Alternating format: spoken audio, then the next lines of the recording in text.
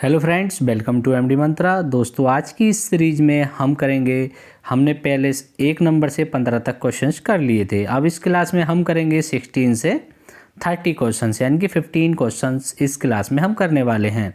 तो दोस्तों, ये वीडियो अगर आपको पसंद आए तो वीडियो को लाइक करके चैनल को सब्सक्राइब करना, और जो भी दोस्त आपका सीटेट एग्ज़ाम दे रहा हो उसके लिए ये शेयर कर देना। चलिए क्वेश्चन नंबर 16 देखते हैं। लिखित गणना में बार बार गलती करने वाले छात्र के लिए उपचारात्मक शिक्षण का आधार क्या होना चाहिए। यानी कि जो बार बार बच्चा है वो लिखने में गलती करता है तो उसका उपचारात्मक शिक्षण क्या होना चाहिए।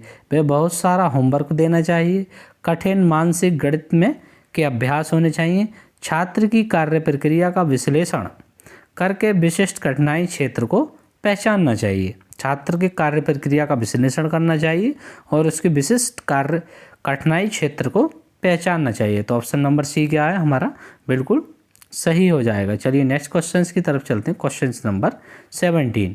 क्वेश्चन नंबर 17, गणित की कक्षा में त्रुटियों को लेकर शिक्षक का क्या दृष्टिकोण होना चाहिए।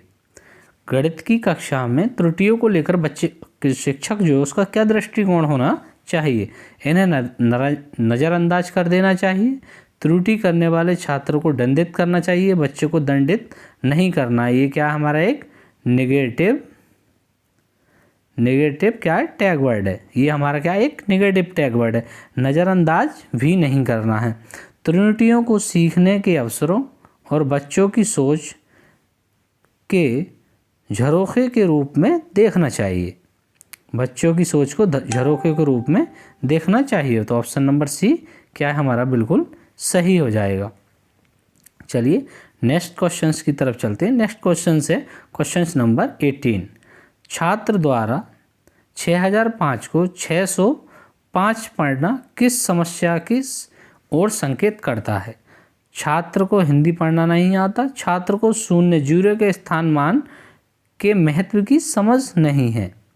क्या महत्व की समझ नहीं है, तो ऑप्शन नंबर बी हमारा सही हो जाएगा। चलिए नेक्स्ट क्वेश्चंस की तरफ चलते। Question number 19। क्वेश्चन नंबर 19, गणित की पाठ्य पुस्तकों में चित्र और कहानियाँ होनी चाहिए।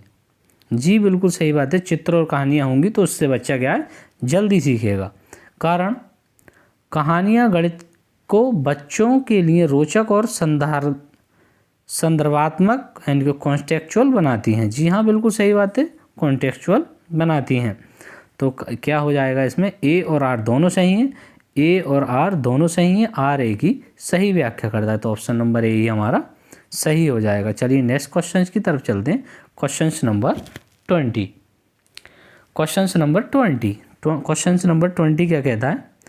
एक छात्र भाग के सवाल हल करते समय शेषफल को भाजक से बड़ा छोड़ देता है। शेषफल को क्या भाजक से बड़ा छोड़ देता है। शिक्षक को क्या स्पष्ट करना चाहिए।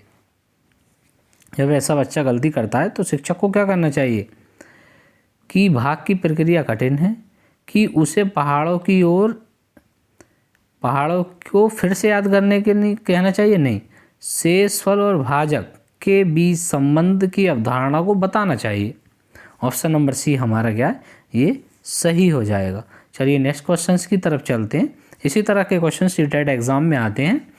आपको इस तरह का क्वेश्चंस आप मिलेगा, या हो सकता है इससे थोड़ा लेंथी हो। मैंने अगली क्लास में इससे भी ज़्यादा लेंथी क्वेश्चंस लेके आऊँगा, उसमें जो समय उन्हें ज़्यादा चाहिए होता है, इस तरह के क्वेश्चंस भी मैं लेकर आऊँगा। तो क्वेश्चन नंबर 21, रचनावादी कक्षा में गणित शिक्षक की सबसे उपयुक्त भूमिका क्या है। ब्लैक बोर्ड पर सभी हल लिख देना, नहीं, छात्र को केवल रटने के लिए कहना, नहीं, ऐसी परिस्थितियां बनाना जहां छात्र स्वयं खोज और तर्क कर सकते हो। ऑप्शन नंबर सी बिल्कुल सही हो जाएगा। चलिए क्वेश्चन नंबर 22 देखते हैं। छात्र गणितीय शब्दों जैसे कुल, अंतर, शेष को समझने में गलती करते हैं। ये कैसी समस्या है, गणितीय समस्या है, ये भाषा प्रसंस्करण यानी कि लैंग्वेज प्रोसेसिंग की समस्या है। ये लैंग्वेज प्रोसेसिंग की समस्या है। तो ऑप्शन नंबर बी सही हो जाएगा। चलिए नेक्स्ट क्वेश्चन की तरफ चलते। Question number 23। क्वेश्चन नंबर 23 क्या है, शून्य यानी कि जीरो की अवधारणा को स्थान मान प्लेस वैल्यू के साथ पढ़ाया जाना चाहिए। क्या? पढ़ाया जाना चाहिए, 0 के साथ स्थान मान से पढ़ाना चाहिए, ये बिल्कुल सही बात है। शून्य का अपना कोई मान नहीं है, ना ही होता, इसलिए इसे अंत में पढ़ाना बेहतर है। ये शून्य का जी मान होता है, यानी कि 1 के पीछे लगा दो ये 10 हो जाता है, 2 के पीछे लगा दो 20 हो जाता है। तो शून्य का क्या है? अपना एक मान है। तो ए सही, आर क्या है? गलत हो जाएगा। ए और आर दोनों सही हैं, ए और आर दोनों सही हैं, ए सही लेकिन आर गलत है। तो ऑप्शन नंबर सी हमारा सही हो जाएगा। चलिए नेक्स्ट क्वेश्चन की तरफ चलते हैं। Question number 24। क्वेश्चन 24 क्या है? जब छात्र 70 गुणा 10 को 7000 लिखता है, गलती से एक अतिरिक्त शून्य बढ़ा देता है, तो शिक्षक को क्या करना चाहिए? छात्र को डांटना चाहिए, पैटर्न के माध्यम से 10, 100, 1000 से गुणा करने के तर्क को समझाना चाहिए। क्या? समझाना चाहिए। मैंने आपको बताया समझाना एक पॉजिटिव टैग वर्ड है। तो ऑप्शन नंबर बी हमारा सही हो जाएगा। चलिए नेक्स्ट क्वेश्चन की तरफ चलते हैं। दोस्तों अगर वीडियो पसंद आ रहा हो तो वीडियो को लाइक करके चैनल को सब्सक्राइब कर देना। गणितीय तर्कगणना मैथमेटिकल रीजनिंग का अर्थ क्या है? सूत्रों को जल्दी याद करना, बिना त्रुटि के गणना करना, तार्किक और व्यवस्थित रूप से सोचने और निष्कर्ष निकालने की क्षमता करना। तो ऑप्शन नंबर सी हमारा क्या है? सही हो जाएगा। चलिए नेक्स्ट क्वेश्चन की तरफ चलते। Question number 26। अभिकथन और आदर्शन वाले काफ़ी सारे क्वेश्चन सीटेट एग्जाम में पूछे जाते हैं, उन क्वेश्चंस को मैं काफ़ी ज़्यादा यहाँ पर रखा हूँ।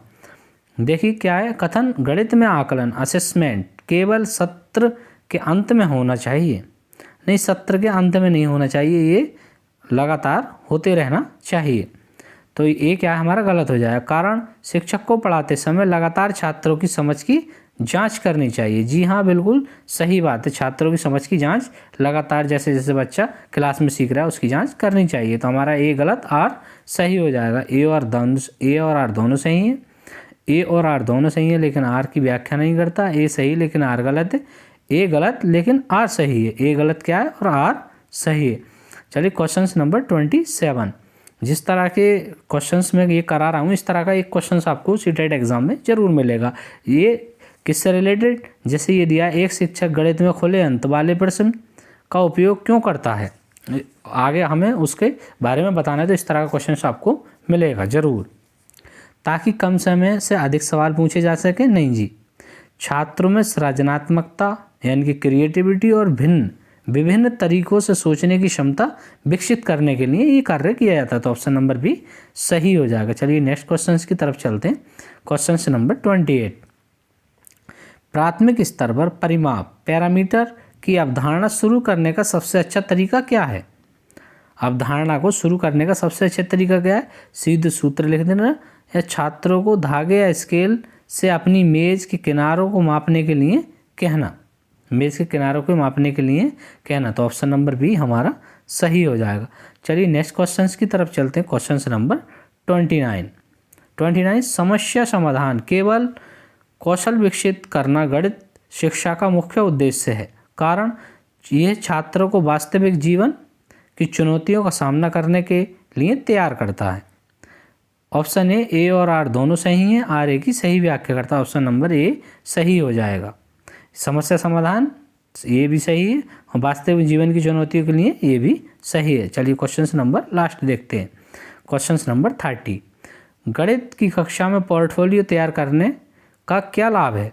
छात्रों को भारी बैग से बचाना, ये शिक्षक को समय के साथ बच्चे की प्रगति के साक्ष्य प्रदान करता है। तो ऑप्शन नंबर बी हमारा सही हो जाएगा।